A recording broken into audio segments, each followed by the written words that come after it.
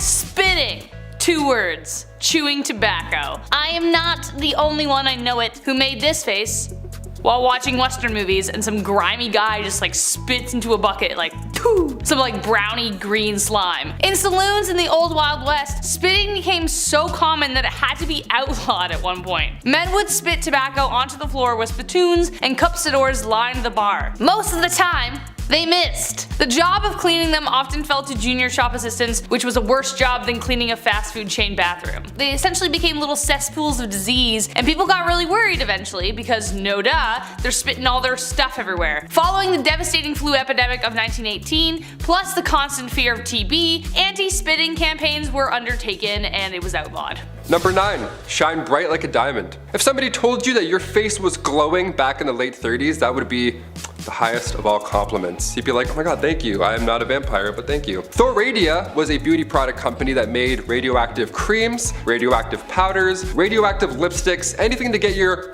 glam on, all for the price of radioactive products. It didn't end well. This is insane to me. They took pride in using thorium and radium lead to tone facial tissues and remove wrinkles and all that jazz. And the product was doing so well that it circulated in Italy, Portugal, Romania, Egypt, Belgium, and France. Worldwide. It wasn't until 1937 until the French government caught on to these little pesky side effects, some would call. So the radium would literally make your skin glow a bit. That was the pull. That was like the, no way, really? Debit. And alongside the glow, also you were having insane side effects that would ruin the rest of your life. Maybe that's Paul Rudd's secret. If his jaw starts to fall off, we'll know something's up perhaps. Number 8. The humors. Nope, this is not a joke. Though it sounds like it. Ever heard the phrase to be in good humor? Well, it goes back to this. I mean, probably. I actually don't know, but it sounds like the two are connected. The 4 humors were the basis of medical treatment in medieval times. The idea was introduced by Hippocrates all the way back in ancient Greece, which combined ancient science, naturalistic knowledge, and philosophy. The 4 humors were blood, yellow bile, black bile, and phlegm. They were organized to represent the 4 elements, the 4 qualities of cold, hot, moist, and dry, as well as the 4 seasons and planets. If something was wrong with you, then it was because one of the humors was out of whack. If you were depressed, something was wrong with your black bile, for instance. Do I know what black bile is? No, I don't want to ever know. Are you too hot? Well, bloodletting will be the solution for that. The factors controlling your humoral makeup involved sex, age, temperament, and many more. Bloodletting was the most popular way of balancing the humors, and it was assumed to have a relationship with most diseases, from smallpox to pseudoscientific hysteria. What, you horny? Let's bloodlet ya. Number 7. Unhooded Sith. Circumcision is important in a lot of cultures of yesterday and today. Now at this channel, my job is to come out here every week and make you laugh. So to the men out there who still have their Jedi robes, imagine every day of your life you got sand in places that sand shouldn't be. Anakin Skywalker's worst nightmare, and honestly explains why he hates sand so much. But perhaps one of the reasons Egyptians used this hygiene service was to stop sand getting in their wiener's one-eyed bandit. There's no showers, nothing to really get it out once it's in there. That's no good. I guess you could take a dip in the Nile River, but there's too many crocodiles in there, and who has the time to jump in the Nile River when they're busy being forced to build large structures that will stand the test of time? So you better line up, fellas, or be cursed to feel like Anakin Skywalker for the rest of your life. The prequel one too, not the cool animated one, the one that whines a lot. That one. You don't want to be that one. Number 6. No hand washing. I don't know. Believe it or not, washing your hands as a doctor before doing anything was a controversial idea. Today, especially due to the last 2 years, we all have a tune we sing while washing our hands to ensure we're lathering for like full 20 seconds. We've all done it. But when doctors discovered it was their fault people were getting sick, they didn't rejoice, they got offended. The whole conversation started because of a man called Ignaz Semmelweis. He was studying the differences between 2 birthing hospitals, one run by midwives, the other by doctors and students. The mortality rate at the latter was way higher than the other. They were dying from something known as childbed fever, more closely known as sepsis. After a series of trial and error, he hypothesized that it was because the students were touching cadavers and then touching the mothers. He then made them clean every tool in their hands with chlorine solution, literally the best thing to kill germs, though he didn't know that at the time, he just assumed it would work. Well, wouldn't you know, mortality rates improved significantly, but when he tried to enforce his findings, doctors were upset they were being blamed for the deaths. He ended up getting fired over it and eventually thrown into a mental asylum near the end of his life. Considering what we know now, that's rough. Number 5. Loincloths. Going back to ancient Roman and also ancient Egyptian times, the loincloth was used by all.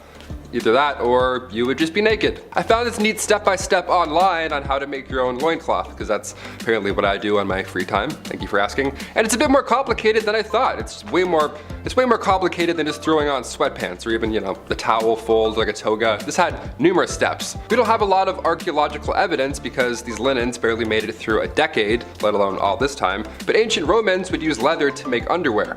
That's a fun little fact right there. Hot goat skin wrapped around your waist in the hot sun. We love it. We still use leather today when it comes to undergarments, but I'll let Adam tell you about that one another time. That's more of a at-home one. Number 4, arsenic. I think they were confusing this chemical with Accutane, which is a chemical we use today to treat acne, but for a while, arsenic wafers were used. Yes, the poison, arsenic, the thing that would kill you. Yeah, that one. In the 19th century, arsenic was marketed as a safe way to effectively clear your skin. It also claimed to restore a youthful complexion that we as humans always long for. Now, it did create a very pallid complexion, but not because it was restoring the gift of life, but because it was killing off the consumer's blood cells. Yay! It also cleared acne pretty well, but it also created a dependency on the product. If the user discontinued using the wafers, then the acne would return, even worse this time. Therefore, it would create a vicious cycle of slowly poisoning oneself to death because you'd have to go back on it so you'd look hot. I don't know. Number 3, sunscreen. This should come as no secret to anyone out there, but with my rosy cheeks and fair complexion, I would not do very well in the suns of ancient Egypt. Honestly, I don't know how Luke Skywalker lived on Tatooine with those twin suns. Without a little copper tone action, you know what I'm saying? The Egyptians had an answer to that problem, however. Not the whole living on Tatooine part, that just kinda sucks no matter what. Blue milk is weird. They had a makeshift sunscreen using rice bran extracts and a few other ingredients that were meant to help protect against the sun's rays. How effective was it really? Not sure, cause the only stuff I'm willing to test out is the real stuff. And if I get burnt, then I start peeling. And then somebody has to rub aloe vera all over me. Be right back, I'm gonna get some sun. Number 2, moss. Okay, I'm not the only one who has asked this question in their minds. Periods. How in the heck did we deal with them without pads, tampons, Diva cups, and Midol? I don't know. How? Well, it doesn't look good, folks. It took a lot of trial and error to get us where we are now. The first disposable pads only came onto the market in 1888. Like, what?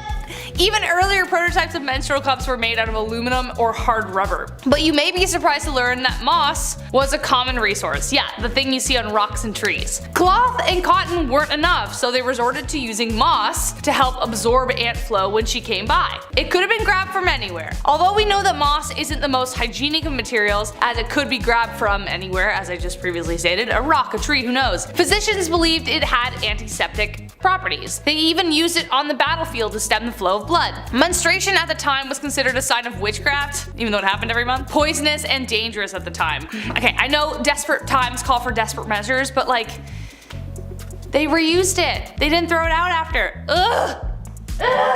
And finally, number 1. Roman toilets. When I go to the washroom, number 2, whatever, that's my time. I'll straight up hold it for like 3 business days until I get home. It's called a bowel movement for a reason. It's a movement, it's an event. I need isolation, quietness. These poor Romans, I mean, thank you for inventing the toilet and all, that's really great and dandy, but I feel very bad for the first group of individuals that had to use these stone benches. The early OG toilets. God, that looks so cold. Also, I guess stalls, like walls, they weren't invented until much later. Couldn't have thrown up some Bristol board, Euphelius? I don't want to be shoulder to shoulder with a guy who accidentally gulped some public spa water hours prior. And don't even worry about wiping also, because that wasn't invented until much later. You just do the old scrape, do the old stone cold scrape off the bench and then call it a day. Give this video a Roman thumbs down if you're glad for toilets. That means thumbs up. Number 10, no lice. You know in elementary school when they would check everyone for lice and one poor sucker had to get their head shaved and walk around as that bald kid for like a month and would probably get bullied? Well, that ain't gonna happen back in ancient Egypt because everyone shaved their heads to avoid lice back then, and priests would shave their whole bodies just like Michael Phelps. Instead of having actual hair of their own, they would wear wigs. Wigs sometimes made of human hair. That honestly was a lot better in that harsh desert sun. Lice and other little pests like that, like fleas, were not wanted. And yeah, they still aren't, but it led to some honestly interesting solutions. For example, a warm potion of date meal and water was believed to drive away fleas and lice. They would use cat's fat to keep away mice, I made a rhyme, and one that probably actually did something was when they used a solution of natron, water, and salt in their humble abodes to eliminate and repel fleas. Number 9. Ancient sunscreen. As soon as summer comes around, game over. I burn so easily. That's why I'm a fan of winter. I don't have to keep applying sunscreen to my face all day, all night, and feel like I'm about to faint, obviously. Canada gets quite hot. But how did Egyptians beat the heat in ancient times? What was their trick? They didn't have banana breeze, SPF 90, whatever the hell it is. Ancient Egyptians valued their skin as a symbol of beauty, right? You think your morning skincare routine requires a lot of work? Think again, Laura.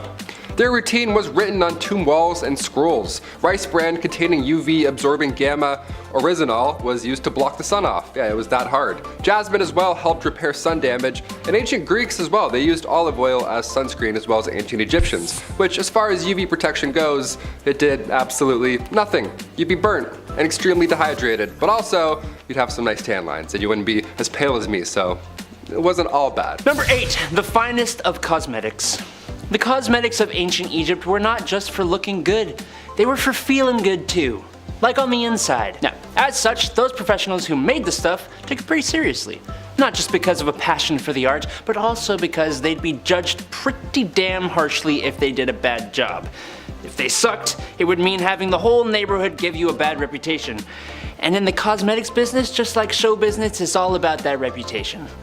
It would also mean some harsh judgment from the big boys upstairs, meaning the gods when you met the afterlife. So yeah, they wanted to do a good job, and to meet that end they would try and use the finest of ingredients, as they should when people have to put this stuff on their skins and right next to their eyes and stuff. Number 7, public bathhouse. Okay, this next one we haven't really moved on that much. We still bathe together, we still do it in like water parks, we swim in pools of pee-pee and then go down slides and burn our back skin off. Ancient Roman, so gross, you're like, why'd you have to ruin it? Ancient Roman bathhouses were the older, yuckier versions of these water parks. They also didn't have slides, so boo. They would literally spread intestinal parasites in these houses, pools, in these massive rooms with massive pools. The Romans were figuring out sewage systems at the same time, which I'll talk more about later, gladly, but they were also the first to create heated public baths. My above ground pool wasn't even heated, but the ancient Romans were. Now I'm upset. I'm gonna call my dad after this. The archaeology and anthropology department at Cambridge discovered that Romans brought lots of parasites to Europe. Fossilized feces show that these heated, relaxing, rejuvenating bathhouses nearby were all but. I don't mean to undermine the ancient Romans though, it's not what I'm doing, okay? To be fair, they also brought lice and fleas. Number 6, get this man a Tic Tac or something.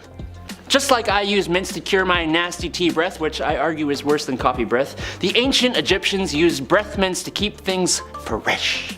Honestly, they actually sound kinda good. Frankincense, cinnamon, melon, pine seeds, and cashews put together, ground up, and bound together in candy using honey. Just heat that bad boy over the fire and let it cool, and boom, breath mints. I like it. I like it a lot. These breath mints would be made commercially by those fine cosmeticians and dentists. Or they could even be made at home. Some archaeological finds of bowls, jars, and other dishes suggest that they may have been candy dishes that would hold the lovely tasting little suckers.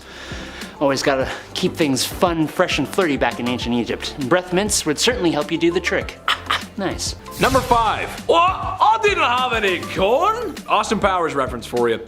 You know the character I'm talking about, I can't say it. Here's a hygiene product that just makes me question life. The very fabric of our existence. Whether it was the Big Bang or the almighty creator, there's just no way this was ever meant to happen. It doesn't make any sense. One day, somebody was walking along the Nile River and was unfortunate enough to step in crocodile droppings. Now, most people would say gross and move on. Oh, no, not the people of ancient Egypt. They felt the stinky, squishy unholiness on their feet and said, yes, we must bathe in this. And they did.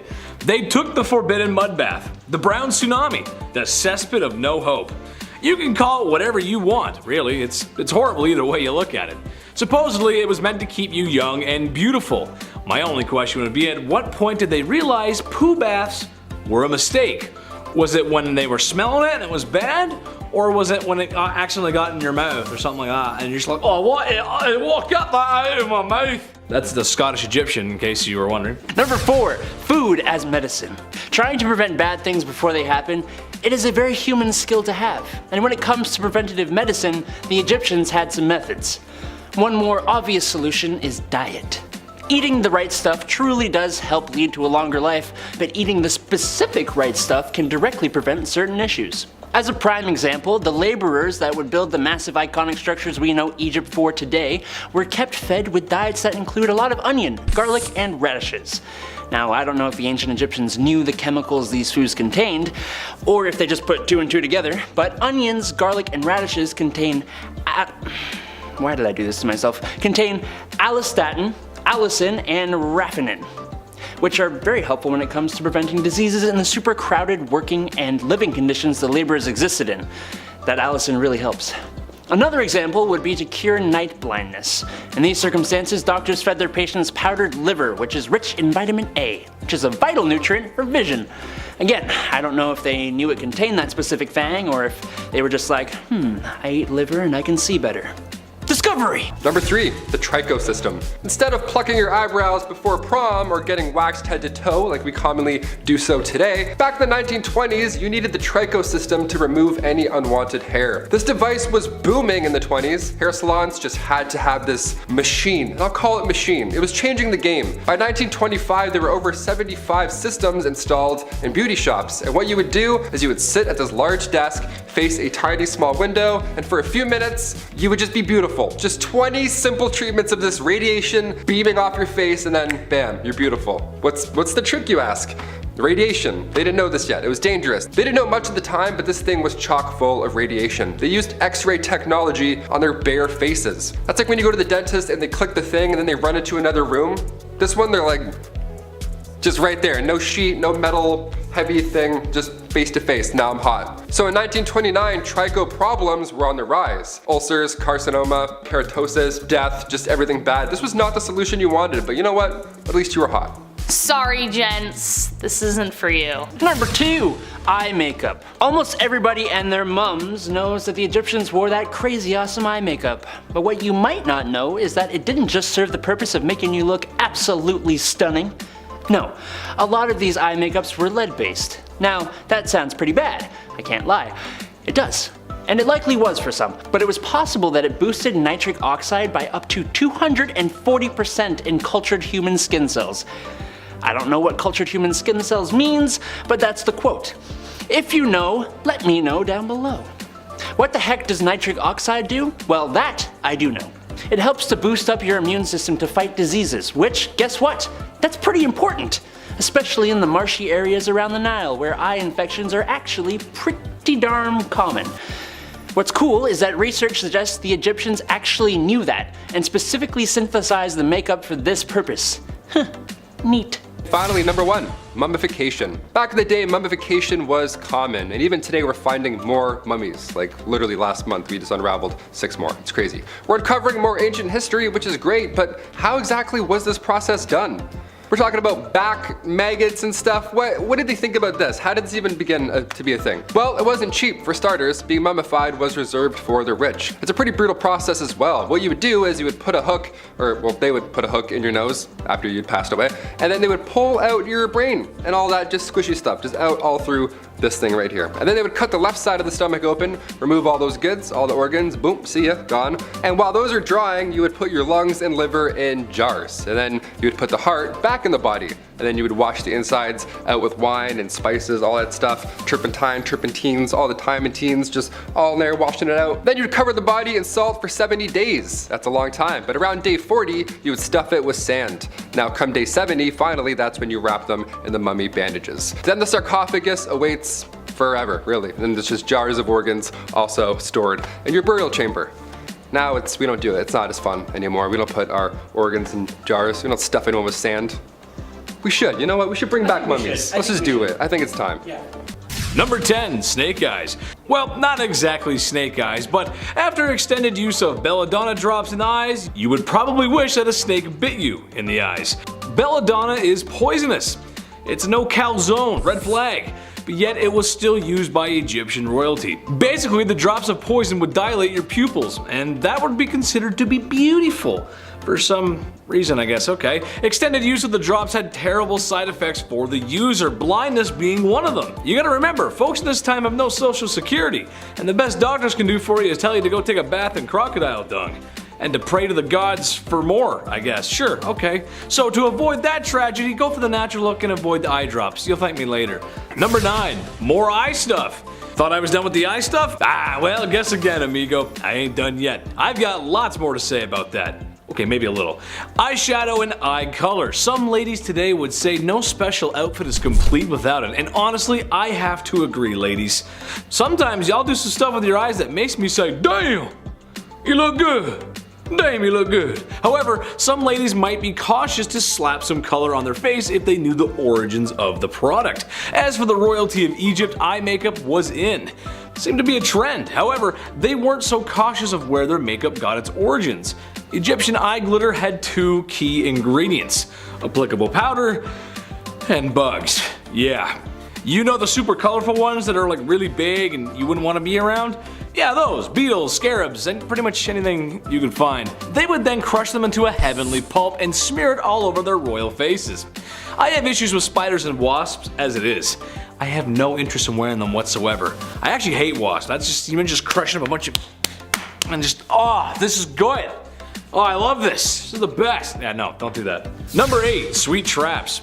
When you're royalty of one of the most successful empires and civilizations in human history, it means you ain't gonna lift a finger. Less than any other celebrities do today, probably. So what to do with all that extra time in your hands instead of living like everyone else? Well, how about a picnic? That sounds nice, actually. Sounds great, right? Except when we bring out all of our favorite treats, the flies and bugs bother us, and we can't look beautiful if we're covered in bugs head to toe. How did the Egyptians fix this, you ask? Well, it's simple. Don't let the bugs bite you in the first place. Basically, you get one of your forced volunteers, maybe a couple actually, and you slather the poor devils in honey, till they look like your favorite pastry from Tim Hortons. Place said glazed serving away from the picnic, and now you can enjoy it in sunshine and peace. The screaming of being eaten alive by bugs might dampen the mood, so just wear earplugs, it's fine. You stay over there and just get eaten, it's fine, no problem.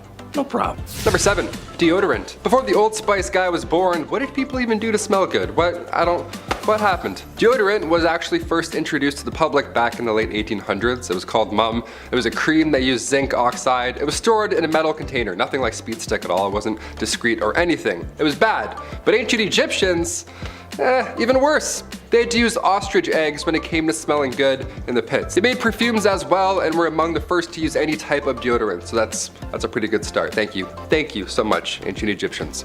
Hence the ostrich egg factor. They had to start somewhere. They mixed a little fat, tamarisk, tortoise shell, and then nuts, and bam, there you go, you're ready for the day, just pop it on. Another method was a little more yummy than the ostrich eggs and nuts method. Egyptians would use porridge balls. Yeah, flavored porridge rolled up and securely tucked under your arms. Honestly, that seems like a better alternative. Sometimes when you put antiperspirants like deodorant on, it gets like it all crumbles apart. It's like feta cheese all of a sudden. You're like, what happened to this stick? I would rather have porridge balls than just call it a day. Boom. Number 6, nice dentist. Turns out not all Egyptian dentistry is completely awful. It turns out they may have come up with the first toothbrush. Other civilizations had examples of one too, so it's hard to tell exactly, but the Egyptians had one. But one thing they did have over everyone else were Tic Tacs, or breath mints actually. Honestly, this makes a lot of sense. Imagine it was Valentine's Day, you just walked past a large pyramid. There's sand in places on your body where sand just shouldn't be. When you notice the smell of your breath, and it's something awful. But not to worry, because you purchased breath mints from the market. Yes, that's right. Now smooching with your Egyptian sweetheart can go on without a hitch.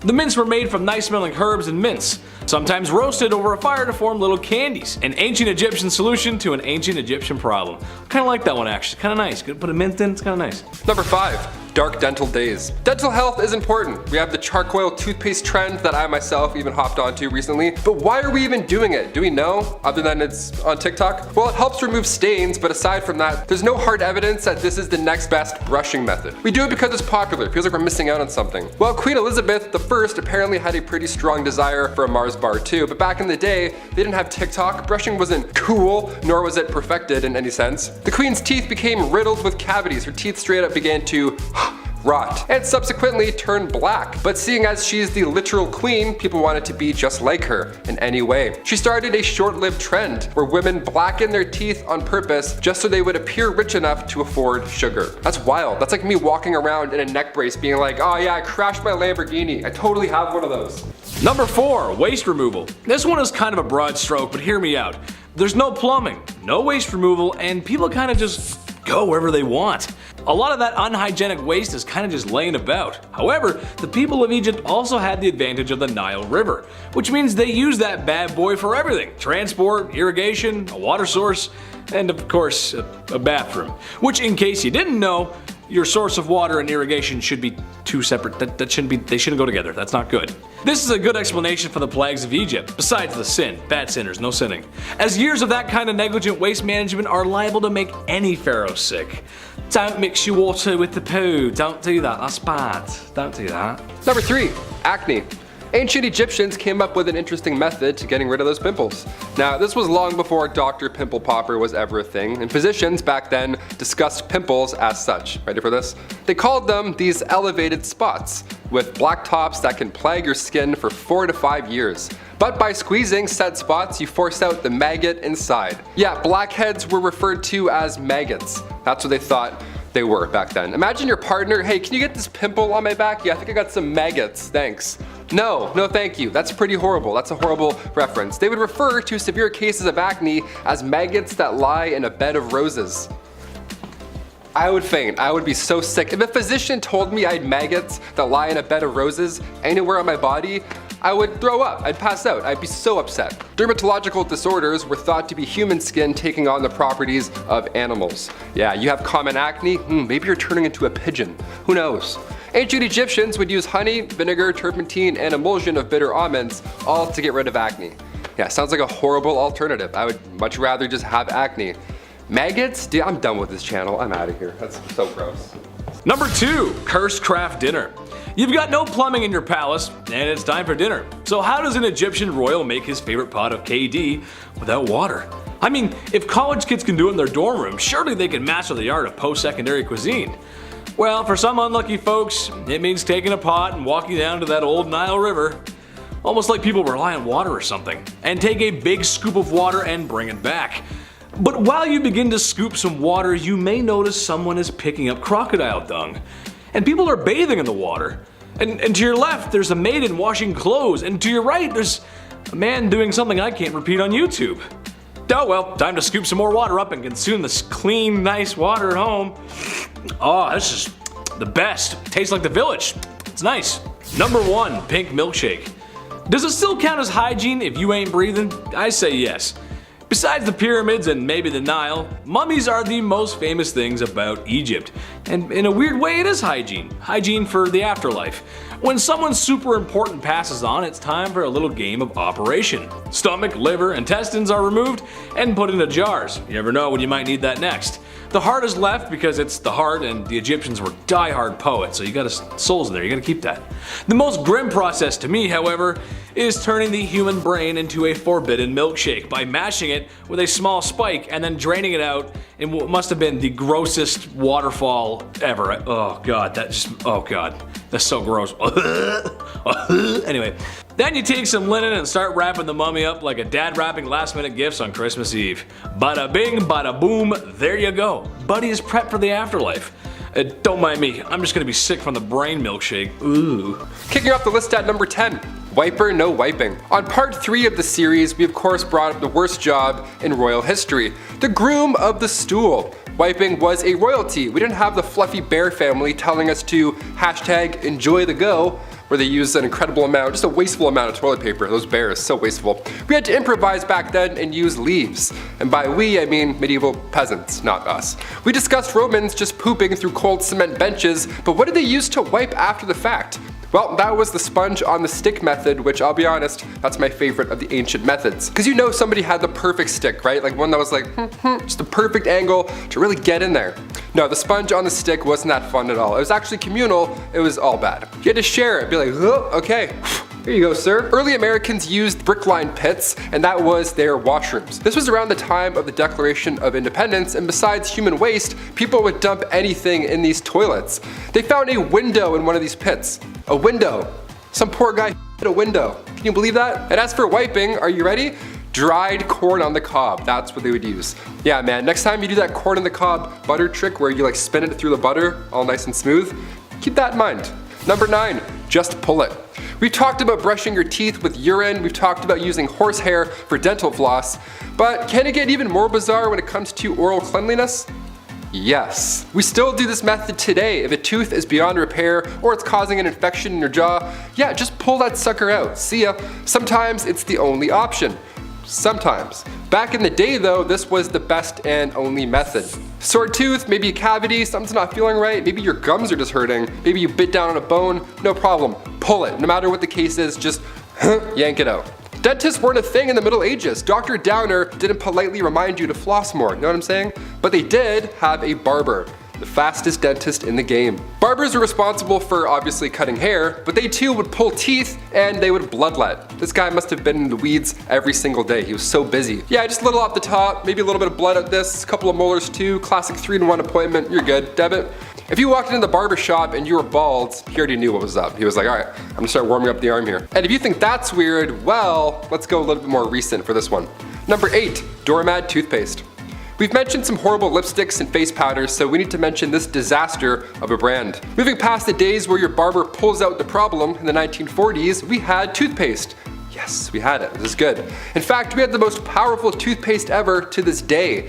It was called Doormat. Okay, yeah, so back in the 40s, people were brushing with radiation. Even on the actual tube, it says, radioactive ingredients increase the defense of teeth and gums. Okay. These cells are loaded with new life energy. The bacteria is hindered in their destroying effect, leaving behind a pleasant, mild, refreshing taste. Ah, yummy. Its radioactivity was low in comparison, but the fact that this existed once, not too long ago, is just wild to me. Good gums don't bleed, they actually glow. What would their slogan be today? Doormat, accelerate your breath. Number 7, loincloths. Okay, I have to adjust the jeans for this one. Going back to ancient Roman and ancient Egyptian times, the loincloth was used by all. Neat. Either that or you would just be naked. So, you know, if you're a nudist, great. Hit the thumbs up if you're a nudist. I don't know why I said that. We're gonna keep going. I found this neat step-by-step on the internet how to make your own loincloth. And it's a bit more complicated than throwing on sweatshorts and calling it a day. We don't have a lot of archaeological evidence today because these linens barely made it through a decade, let alone all this time. But ancient Romans would use leather also to make underwear, which is, just imagining that, I'm like, ha, it's hot. Hot goat skin wrapped around your waist in the sun. We love it. We still use leather today when it comes to undergarments, but we'll save that talk for another time. Number 6, deodorant. Before the Old Spice guy was even born, what did people do to smell good? What? Deodorant was first introduced to the public back in the late 1800s. It was called Mum. It was a cream that used zinc oxide and it was stored in metal cold containers. Nothing like Speed Stick at all, not even close to being discreet. You can't put this stuff on the bus, since they're gonna be, what's that guy doing with that jar of goop? Ancient Egyptians used ostrich eggs when it came to ancient deodorant. They made perfumes and were amongst the first to try any type of deodorant. So, thank you. Thank you. Hence the ostrich egg factor. Mixing a little fat, tamarisk, tortoise shells, nuts, and then bam, you're ready for the day. Another method was a little more yummy than ostrich eggs and nuts. Egyptians would also use porridge balls. Flavored porridge rolled up and then safely secured in your little apple pitter fritters right there. Just don't wave at anybody or else you'll, there you go. Number 5, face care. So we've gathered that folks in the Middle Ages didn't bathe often. But when they did, it was just the necessities, right? They didn't have time to, you know, Old Spice all their stuff up like they do. They had time to dance in the shower and shower backwards. It wasn't a fun event. Hands and face, that's it. That's all you really need anyways. If you couldn't afford a walk-in shower back in the day, you'd have to invest in an ewer and basin. You would all have to share the same thing and take turns dipping your hands and face in all day long. Just the same Protecting your face was vital for ancient Egyptians 6,000 years ago. They would honor the gods with makeup, but at the same time, it would also protect their skin from the sun. We love that. Today we have like SPF creams. I'm like, this is nothing, this is no fun. Ancient Greeks would use oils to clean their face, and they would later scrape it off. And in the 1700s, many believed in saunas and sweat cleansing. The #1 trick to clear skin? You guessed it, milk baths. Milk is really the name of the game for this part 7, eh? Wow. Goat milk mouthwash, milk baths. I'm gonna go milk a cow after this video. Just because, you know? Feels right. Number 4, aqua tofana. Not to be confused with aquafina, which is also pretty horrible. Aqua tofana was hot in the 17th century. This was a straight up poison that was marketed as a cosmetic. This was during the late 1600s and it was first used by 2 women, Francesca Lasarda and Teofania D'Amato. They used this cosmetic, this makeup, so that when their husbands kissed them on the cheek, they would then be poisoned. It's named after its creator, a lady named Tofania, who was caught and executed for her crimes, but her recipe carried on through who we believe was her daughter, Julia Tofana. She took this deadly recipe all the way to Rome and then kept manufacturing it. Inside this cursed cosmetic was arsenic, lead, and perhaps belladonna. It was colorless, tasteless, and one of the deadliest. This cosmetic took over 600 lives. Brutal. That's right, you heard me. Coming in at number 3 is divorce by combat. This finding was discovered in a historic German manuscript that laid out rules as to how divorce by combat was to proceed. Their decision to use combat as a means to solution was not unusual for medieval Germany, as trial by combat was part of their law system. Trial by combat was legally sanctioned duel that ensured whomever was to win the fight was deemed right. There are many ways that these duels could be fought and various weapons and locations in which to have them. The divorce by combat trial was placed when a man was put into a 3-foot deep hole with one hand tied behind his back. The woman, however, would have a normal ground and be able to move freely. This was believed to ensure a fair fight between the sexes. Now there is some evidence that the outcome of these trials could still end in death even if the death was not as a result of the combat. It's said that if the man lost to his wife, he would be taken from his hole and executed in the town square. If the woman lost, she would be then placed in the hole and then buried alive. So yeah, I'd say maybe try talking it out a little bit first before resorting to a public throwdown that can end in death. And while we're on the topic of trials, Number 2, sailor's delight. Life on the sea was all but a sea breeze, and even today, you know how hard it is to take a shit on a boat? Whale watching's fun and games until your stomach decides it's had enough of the sea and wants to go home. While it's a rockin' and rollin' way of using the loo, how did sailors do it back in the day, before anything helpful? Was it easier being far away from the general public? Was it helpful that water was all around the place? Honestly, not really. That's when a tow rag comes into play. Yeah, anytime the word rag is used, you're not in for a good time. Near the head of the ship where the toilet was, this little indent or whatever the toilet, it wasn't a toilet, it was a hole, there was a single rope with a rag, and when it wasn't being used, or shared rather, the rag would be tossed over the side of the ship so it would just dangle in the water and wash away all day, which is fine, I think. I'm not really sure. The sharing is caring thing I'm not on board for, pun intended. Do you fold, do you scrunch, or do you use barnacle rope? How do you do it, guys? Comment down below. Number 1, Q-tips. I love Q-tips a lot. I do 2 at the same time, and then I flip them, and then I do it again. Yeah, I get them twice. The first one for cleanliness, and the second one because it's for me, because I feel like it. Sue me. My eyes roll right back. It's the best. If COVID tests were done through your ear, I'd be getting tested twice a day just for fun. Q-tips, most of us know by now, weren't exactly made for cleaning your ears. As much as we only use them for that, Q-tips were invented in 1923 by a man named Leo Gergenzang after his wife stuck cotton balls to the end of a toothpick. Sounds a lot like she invented Q-tips, but sure, we'll roll with it. From 1923 to 1926, they were named Baby Gays, and then Q-tip Baby Gays, and then finally just Q-tips. Baby Ray's is like, too close. Sweet Baby Ray's is like way too close. Our sauce is not even close to that product. Back in those days, Q-tips were actually dipped in boric acid first before being shipped out. They were intended to sterilize wounds. After this, there was even Q soaps, Q oils, Q creams, Q cards, whatever, you name it. Anything that made you a QT. So what's this rumor that they're not supposed to be used in your ears? Like, sorry, what? What's that all about? Is that real? Well, in 2008, otologist Dennis Fitzgerald brought forward concerns about Q-tips and how they're really pushing earwax further into your ear canal, leading to possible infections. When Chesborough Ponds bought the company in 1962, they added the warning on the box. A warning we all gladly will still ignore, like I said at the beginning. I take one look at my earbuds and I'm like, yeah, I need 4 Q-tips right away. I need Q-tips yesterday. Kicking off the list at number 10, pig toilets. Yeah, we'll start off with a nasty one. Look, we're on the part 6 now. We're talking about some ancient hygiene practices. It's gonna get gross, it just has to at this point. I've talked about Roman toilets, horsehair dental floss, so now we gotta dive into some yucky stuff. Pig toilets began around 200 BC in China, and these pig toilets were actually pretty common. You would just go to the washroom over top of a pig pen. It's pretty straightforward. It's pretty awful, but also it's all they had. It was pretty awful, but I would say it's worse for the pigs. Definitely worse for the pigs. The pigs would eat the waste because it was mixed into their food. They couldn't tell the difference. Ugh, horrible. This was one of the few options to manage waste, especially in areas where plumbing wasn't possible. I talked about pigs going to court in a recent Bumblebee video. If I was a pig, I would be pressing charges left, right, and center after this. That's so disgusting. We're at number 10, and I want to puke. Nice, buckle up. Number 9, water closets. This one sounds fun. A closet full of water. What a blast, pun intended. Back in the 1800s, all over Europe, our modern day version of the bathroom came to life. Thankfully, I'm very glad this happened. If it didn't happen, it'd be a little bit different nowadays. It takes 2 things to have a water closet. A home big enough for a room purely devoted to waste, which is amazing. And of course, running water, that definitely helps. Sir John Harington, godson to Queen Elizabeth I, was determined to invent what we now know as the basic toilet. Back in 1596, he created this idea, and people actually made fun of this guy for spending so much time working on a useless device. Yeah.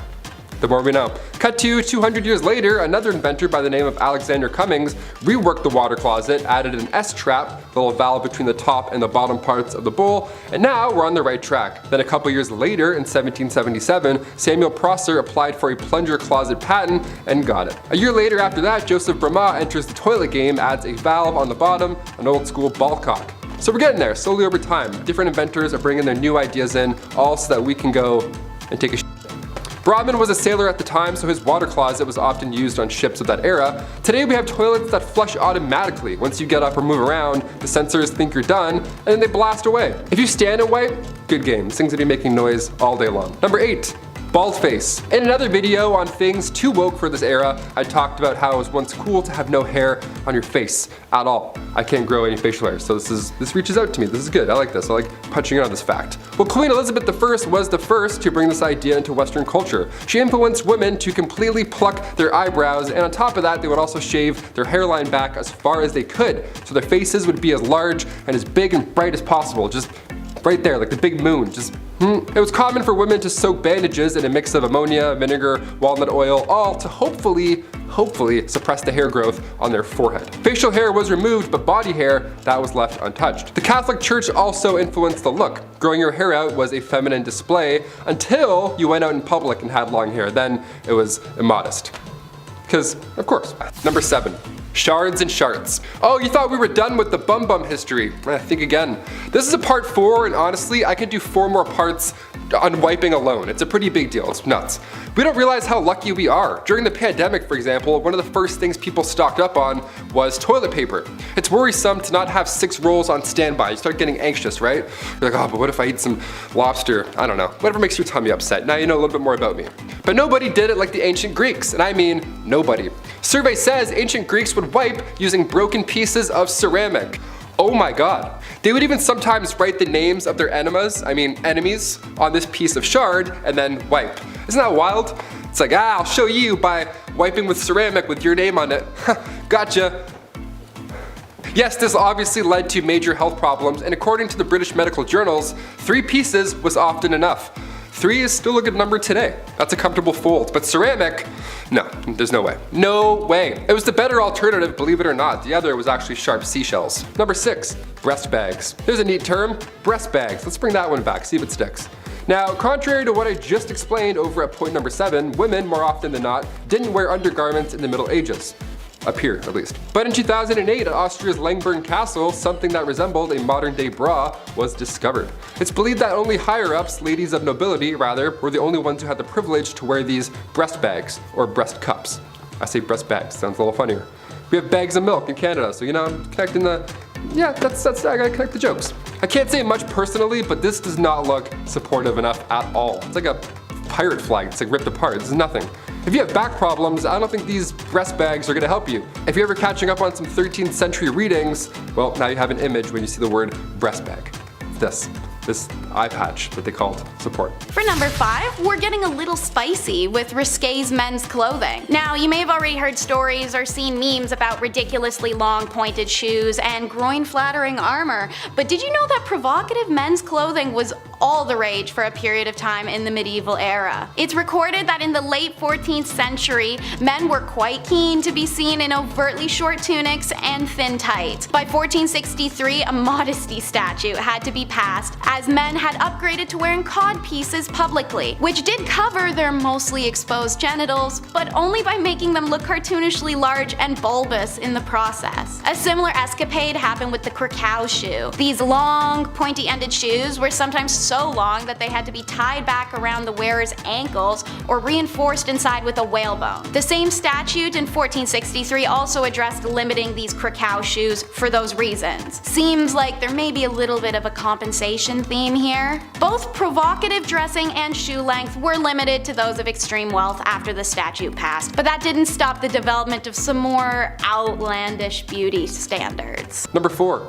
towels. I'm pretty picky when it comes to towels. I always have to have way too many just ready to go at all times. You know, in case I want a bath, in case I want to have 2 baths in a row, you never know. Today we have nicer towels at hotels than anything, honestly. We all know somebody with a Bahia Principe resort towel in their closet, and you're like, really? Really, you thief? Okay, I'm telling. Around the 1800s, flour sack towels were the best you'd get. Now, around this time, suppliers were packaging flour and other foods in these cotton sacks. This saved big time on barrels, and eventually they were cut into tea towels. Now, come the Great Depression, resources were of course limited, so these flour sacks were used now for multiple reasons: clothing, toys, quilts, pillowcases, diapers, and of course, towels. Wouldn't feel too good on your back, not at all. File. Number 3, malaria. Perhaps one of the most bizarre ways to treat one disease definitely is by getting another.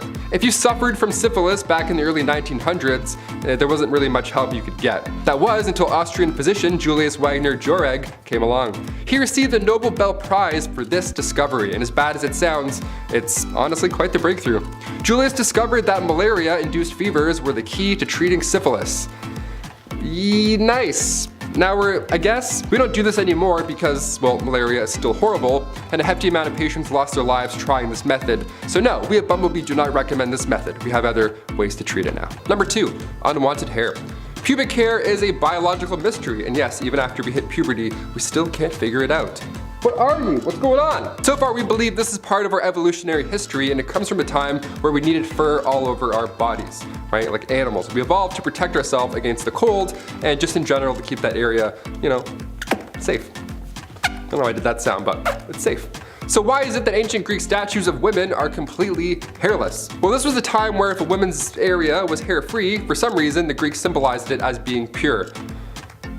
Okay. So in order to be considered pure, you'd have to use razors and creams, pumice stones, methods that were not as smooth as today. What's even more annoying is that men who would grow their body hair out, that was a sign of maturing. Yeah, I'm not either of these categories. I can't grow anywhere where I want to. It's just bald. I'm just a bar of soap. Yeah, I'm not gonna use a stone to shave either. Thanks. We'll pass. Next. And finally, coming in at number 1, acne. Ancient Egyptians and Greeks came up with an interesting method of getting rid of those pimples. Now reminder, this was long before Dr. Pimple Popper was ever a thing. You ever click one of those videos and you're watching for like 40 minutes? You're like, I'm gonna be sick. Is that yogurt? What is that? Physicians back then discussed these elevated spots with black tops that can plague your skin for 4 to 5 years. But by squeezing these mysterious spots, you force out the maggot inside. Yeah, blackheads were called maggots back then, so that's pretty horrible. That's gonna be in my head forever. They would refer to severe cases as maggots that lie in bed of roses, aka your face. That's the bed of roses. If a physician told me I had maggots in my face, I'd faint. Teeth worms and maggots, like just brush your teeth and wash your face and then avoid all that smoke. These disorders were thought to be human skin taking on the properties of animals, so that's pretty wild. So ancient Greeks and Egyptians would use honey, vinegar, turpentine, and emulsion of bitter almonds to solve that problem.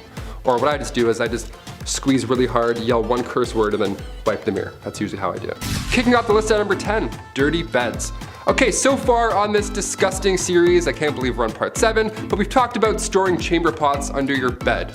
Pretty yuck. That's if you were lucky enough to have a bed, of course. If you were rich in the 1400s, having a bedroom was the talk of the town. You would have guests over to hang out in your bedroom. That was like the place to be. Social gatherings in your bedroom. That's my worst nightmare.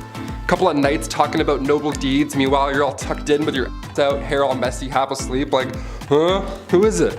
Most of the time in the 14th century, your mattress wasn't even a mattress, it was just a pile of straw. It was horrible. You had to sleep in your clothes, the same tunic and cloak you've worn all day, remind you, because you'll freeze at night otherwise, right? Because you're basically outside. These barns, this old wooden, not great. Also, these beds weren't in your rooms or anything, they were just like tucked in a corner. You didn't have social gatherings around the sack o' straw, you know what I mean? Your bed was more often than not riddled with bird poop as well. You weren't alone in these cold rooms, you know, birds hiding up above. Also, spiders? I don't even want to know. I don't even want to dive into that. Let's move on. Number 9, mouthwash. Ancient Romans would use urine as mouthwash. I believe we've mentioned that before on this, again, disgusting series. That's always a fun fact to bring up at a house party. Next time you're drinking some Mountain Dew, just be like, oh, did you know? The ammonia in urine was thought to ideally wash away the yuck. You just gotta get past the whole urine part, I guess. Doctors hate this one trick. Nero would tax the trade of imported bottled urine. That's how popular it was at this point. Some poor soul with a clipboard would have to stand all day and just be like, yep. In the 12th century, Saint Hildegard von Bingen would advise all to wash their mouth with cold water to remove bacteria. Yeah, if only it was that easy, okay? Just one quick shh and spit it out and then you're good? No. I wish it was that easy, pal. Tortoise blood was also used once as mouthwash, alongside goat milk and vinegar. Out of those 3 options, imagine not picking goat's milk. You're like, but what year is the tortoise blood? Number 8, bath beans. Not to be confused with bath bombs, bath beans we're talking about. Bath beans, beans in the bath. Bath beans were used thousands of years ago in ancient China. They were these bars, or beans rather, these chunks, they look like beans. They're made of bean powder, herbs, and much like our bath bombs today, they also included some nice fragrances. Just have a little bit of a The pancreas of a pig was also commonly used, so it wasn't totally nice. Once the blood was drained, you'd mix it with the bean powder and the nice stuff. Now originally it began by using leftover water from cooking rice. Eventually it became bath beans, which is, aka soap. Old soap. Some bath beans were loaded with ingredients, much like the bath bombs we can find today, so they were all quite unique. You can make your own little bath bean. In at number 7 in the countdown, it's the medieval animal trials. Under the ruler's power, there was no exception to medieval law, and so it should come as no surprise that even animals could face the brunt of their alleged crimes. This was no casual affair. The rich and the poor gathered for these trials as spectators. Some of the accused animals were even dressed in wigs and gloves, fancy garments to be seen in front of the royal court as their fate was debated by the lawmakers. That should come as no surprise either, seeing as the medieval era wasn't exactly overflowing with entertainment outlets. There are records of at least 85 animal trials that had taken place during medieval/Middle Ages. And while the most serious offenders were pigs by a landslide, there are records of some roosters and even one donkey facing the judge. What were these animals being charged for, you may be asking? Many times it was the act of attacking or eating humans, as food and grain for animals was so sparse they'd often go hungry. There were also some accused of being heathens or thieves or behaving in lustuous ways. So make sure you have a walking buddy and always look over your shoulder, because I guess you never know when an ill-intentioned cow may be creeping up on you. Number 6, smoking. Back in 1665, during a plague in London, you were told to smoke cigarettes because they were considered disinfectants. Sore throat? Smoke this pack of cigarettes, I'm sure that'll help. Help you cough a bit more if anything. We mentioned before tobacco smoke enemas in like part 1 or 2 or 3 or something over there. But this is just bad advice. Since mouth to mouth wasn't a thing in the 50s, if you were trying to save a drowning victim, you would also have to blow smoke in their face or their butts. Either way, how insane is that? Can you imagine that actually playing out in real time? He's not breathing, quick! Hang on. Cut to 1964, turns out smoking is bad for us. Who knew? Cigarettes were labeled as deadly going forward after that point. It's pretty intense now though, eh? The photos on cigarette packages now, they're haunting to look at. I still think teenagers smoking to stay in shape is a bit scarier, to be honest, than that image. She's always like, her face is just like pulled, so scary. Don't smoke. Number 5, Shampoo. When my hair grew longer over the pandemic, I had a huge wake-up call. I had no idea what I was doing. I only used the Guy's shampoo, you know, like the classic 4-in-1 shampoos. That wasn't working anymore. I needed some curl cream. I needed shampoo and conditioner, separate things. It takes time to figure out what works with your flow, but the ancient Romans, they didn't have Head and Shoulders. They would just dip their hair in cold water at a public bathhouse, also very public, and then rub and scrape oils away. Lime wire was also used to wash your hair back then, but that was horrible. It's just as useful as lime wire. Sometimes Europeans wouldn't even use water at all. They would just rub their head with bran before bed and then brush it out with a comb in the morning. Yeah, bran. I used dog shampoo once by accident. Honestly, guys, I'm not gonna lie. There's something they're not telling us. It was too nice. Number 4, python bile. Yeah, I just said python bile. So if you're eating food right now, I'll give you a sec. Hit that pause button. Not only pythons also, but numerous animals, their bile would be used to treat ailments. Ulcers of the female genital area. Yeah, that's what the doc was giving you. Python bile. Have fun. Ancient Chinese physicians would also hand over some elephant bile as well if bad breath was bringing down your game. Elephant bile mixed with water would get rid of halitosis. Honestly, any type of bile, just count me out. I just won't brush. How's that? Taylor, why do you have bad breath? Oh, have you seen the alternative? That's why, Mike. That's why. I almost tripped, but that's why. I almost broke my leg. I'm upset about Number 3, same clothes, new day. King James, and no, I don't mean LeBron, I mean King James VI of Scotland this time around. We'll talk about him another time. He had a pretty sweet idea when it came to changing clothes. You don't. Simple as that. What a dream, right? The amount of times I change my shirt every day for literally no reason, it's such a waste of time. It's like black, gray, black. Yeah, that's it. It's a waste of time. King James would wear the same clothes for months at a time, even wearing the same hat for 24 hours straight. The guy's devoted to the hat game. He just slept like, didn't move a muscle. He went as far as not bathing either because he thought that it was bad for his health. Yeah, things were thought differently back then, as you may have known by now on this channel. James became king when he was just 13 months old, and he succeeded Mary Queen of Scots. In 1603, he took over as ruler for both England, Scotland, and Ireland for 22 years. And he looked the same every day. Gotta love it. Who's committed? Number 2, rabies. It's a part 7. Let's talk about rabies. Might as well. This is a haunting list so far. Pre-rabies vaccine, I mean, what the hell did we do? Before 1885, that's when French scientists Louis Pasteur and Emile Roux, they developed the first rabies vaccine. We were pretty much SOL if a rabid animal were to bite you beforehand. I mean, one of the leading theories to prevent the spread of rabies was to not let your dog outside while there was a full moon. You know, that middle-aged bull where every remedy just sounds like a side quest in Skyrim, that kind of stuff. Oh, you'll need 1 egg and 2 pigeons. I'm like, what? I have strep. What are you talking about? In 16th century Europe, it was a literal joke if you had rabies. Doctors quite literally told you to ingest 40 grains of ground liverwurst and wash it down with 20 grains of pepper and a half pint of milk. That's it. That's how you cure rabies. That's how you do it, I guess. You gotta ingest that each morning for 4 days in a row. Oh, and you also need to have a cold bath every day for a month. Imagine if this really was the only solution, even today. Just cuts to us in 2022 with iPads, technological advancements, we're creating new vaccines, but in order to cure rabies, you still need to slam some milk and have a bath. It's like, yeah, that's the only way. That's the only way we've done it so far. Hygiene history is insane. I'm gonna push for a part 8. Hit that thumbs up so I can keep talking about this nonsense. This is insane. I learn something horrible every day here. And finally, number 1, electricity. Electroconvulsive therapy, or ECT, has been around a lot longer than most of us think. It just didn't work back then, you know? Also, we don't call it shock therapy anymore, we're well past that. Tiny electric currents would be sent through your brain, ideally changing its chemistry, and over 1,000 people a year undergo this treatment. But back in ancient Roman times, this procedure, of course, was a little sketchy, just a little wee bit. They would use electric eels. Yeah, they would hang out with a bunch of electric eels to hopefully relieve a headache. Again, I'd rather just have a headache. I'm not trying to become a Spider-Man villain, okay? I'm nearsighted. Today we believe the seizure aspect is beneficial, but back then it was believed that electricity was the key here. We would drink electrified water and wonder why nothing's happening. Eating with the rich starts off the countdown at number 10. Medieval recipes depict a large variety of animals being served. Adding to the ones I listed previously are horses, lampreys, cranes, and crows. Hell, even beavers. And let's not forget the animals created by their chefs. One homemade animal was called a cockentrice, and it was actually multiple animals' bodies put together before being roasted. A helmeted cock was another chef creation.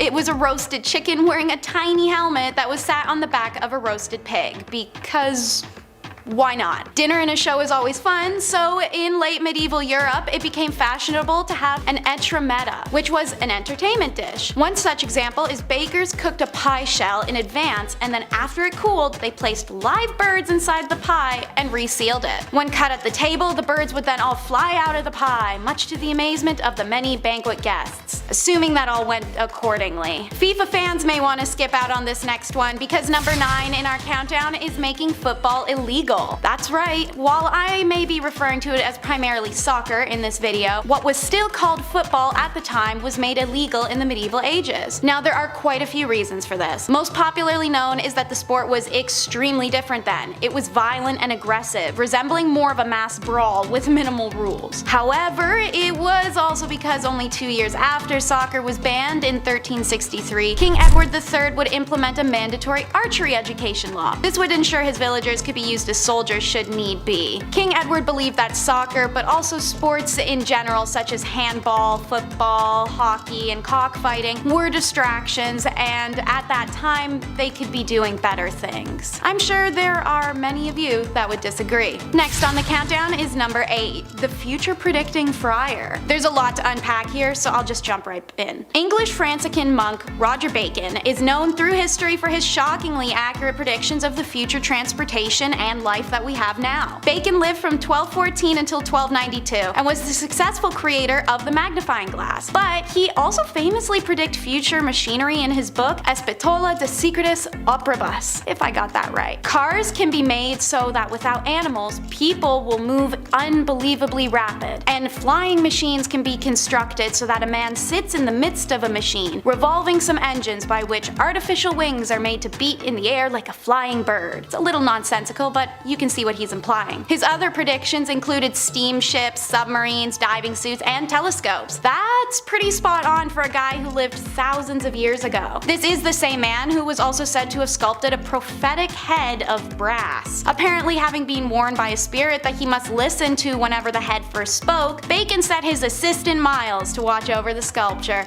which he did even past Bacon's demise. It's said that after the friar's death, however, that was the first time it spoke. First saying, "Time is," then time passed. Ignored both times by a confused Mile, the head spoke only once more to say time is past before it exploded into flames, and so the chance to consult the mysterious head was lost when it combust. What do you think of the legendary Bacon and his stories of mysticism? Time is past, as the sculpted head said, so let's be happy we left this weird tradition in the past. Number 7, purple nutsedge weed.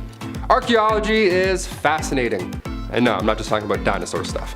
They look at rocks and be like, ah yes, a Viking was here thousands of years ago and he was a Libra. How do you know that? This is so impressive. Ancient sites tell a story, and Karen Hardy, an archaeologist with the Catalan Institute for Research and Advanced Studies at the University of Barcelona, she found another ancient hygiene practice while studying a prehistoric site in Sudan. Plaque, it turns out, can last thousands of years. It calcifies once it mixes with food, then after it's stored below the gums, game over, it's there for good. Specifically, thousands of years ago, it was there to stay. We couldn't really get that out. Hardy was studying remains that were 2,000 to 9,000 years old, and in their teeth they found traces of pollen, dirt, and plant fibers. More specifically, they found evidence of a plant called purple nutsedge. It contained lysine, which is an amino acid that we need to live, so although it didn't taste the best, it sure was vital. Ancient Egyptians used the root for perfume, but this new study shows that purple nutsedge may have been used to prevent tooth decay. They would just chew on roots all day to take care of their teeth.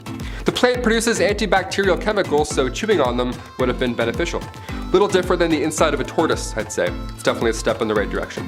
Number 6 in the countdown is the St. Scholastica Day Riot. February 10th of 1355, a group of students who attended Oxford University decide to go into town for a pint at the Swindlestock Tavern. Little did they or anyone else know that this would be the start of a notoriously famous riot. It started with belligerent complaints to the tavern owner about the quality of their drinks and service. As the tavern owner was progressively more berated, he and other patrons lost their temper with these students. The escalation led led to a verbal sparring between the students and bar patrons. Both sides ended up arming themselves, but luckily, things were quickly interrupted when the mayor stepped in and demanded the arrest of the students who had harassed and assaulted the tavern owner, thus sparking this whole disaster. What should have been a peaceful resolution caused a chain reaction, however. Oxford students rose up in protest of their peers' arrest and swarmed to attack the mayor. News of that quickly spread, and the townsfolk revolted immediately. Many of them were already very tired of these students and their entitled complex, and had been waiting for the opportunity to rage against them. The riot that occurred ended the lives of 63 students and 30 locals. While the case's investigation led to Oxford winning against the town in court, the Oxford Council was still made to parade shamefully through the village every year on February 10th, and they did have to pay a fine to the families of each student lost. Number 5. Cesspools.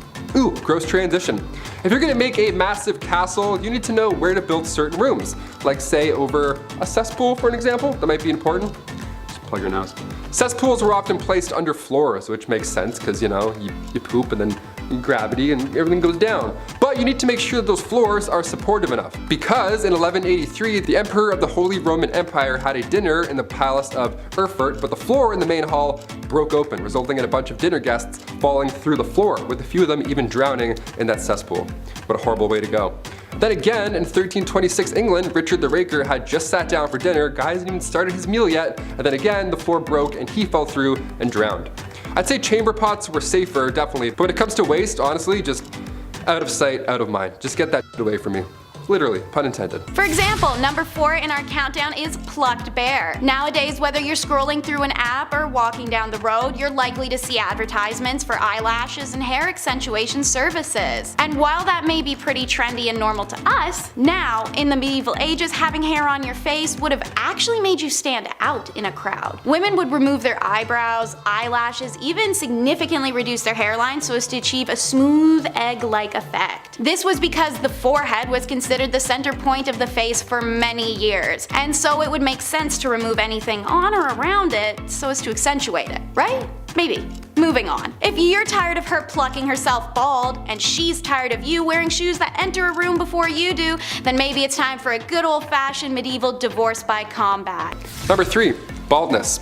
So what if you're going bald but you don't have a massive 16th century stupid wig? Then what do? Well, back in those days, if your hair started to thin out or you were losing patches, you would need a mix of chicken droppings.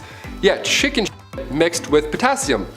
Okay. This ancient advice comes from a man named Peter Levens. He wrote this method down in 1654 as an alternative to lice-infected wigs. Both sound absolutely horrible. Honestly, I think I'd rather the lice-infected wig. At least then you can just take it off. Number 2 on the countdown is Trials of the Dead. Who would have such a vendetta with the dead that they would have them unburied to stand a trial? Well, new Pope Stephen, that's who. In 897, the months-old body of Pope Phomorphius, the first pope to ever be executed, was extracted from his grave to serve trial for his alleged usurping of papacy. The new pope donned the corpse in elaborate robes and even assigned a deacon for defense. You may be wondering why the new Pope Stephen had done this to his predecessor. Since a holy person's body was considered to become a holy relic in death, it became a holy rite to display their corpse in public tombs or churches so petitioners may still visit their former saint to leave tokens or deliver prayer. What better way to ensure that you have devoted attention of the community than a postpartum smear campaign where your opponent can't defend themselves because, well, they're dead. Stephen found the deceased Pope Phomorphius guilty so that he could toss his body into the Tiber River, as nobody can venerate his relic if his body is lost at sea. That's a pretty intense way to usurp the person who had the job before you. Joke's on Stephen, however, as shortly after this trial, he was executed just like his predecessor, making him once again come in second to Phomorphius. Call it karma. With that dose of crazy, we can move on to medieval madness, which ranks at number 1 in our countdown. What was the medieval madness? Well, if you're a fan of rye bread, you may not want to listen in on this. In an era without without refrigeration systems, as well as poor hygiene, produce was left to natural elements. As a result, mold and bacteria growth was common and would of course migrate into food. Ergot mold is the most well known for its effect on the brain. It caused wild hallucinations and extreme emotional changes as the chemicals in your brain became imbalanced. The consumption of this mold and bacteria has had a variety of exclusively unpleasant side effects, such as vomiting, diarrhea, convulsions, delayed visions, even mania and psychosis. These symptoms make it obvious as to why this could be labeled as a madness. The extreme cases of ergot consumption would of course lead to things such as loss of limb, gangrene, or death. And this connection between molding rye flour and ergot poisoning wouldn't be made until 1670. So for hundreds of years beforehand, commoners saw ergot poisoning to be things like demonic possession. Many theorize and connect the medieval madness to that of the time periods of the witch trials. The trials began in 1691, a year of intensive wet and cold which produces a higher level of ergot. They ended abruptly in 1693, a year said to be sparse on rye grain. If there's less to consume, there's less ability to be poisoned, making it arguable that there could be a connection between the two, especially as a side effect of ergot poisoning could be mistaken as demonic possession as previously mentioned, and that is also seen as a symptom of witchcraft. Still, this may not be the kind of bread you want to chase.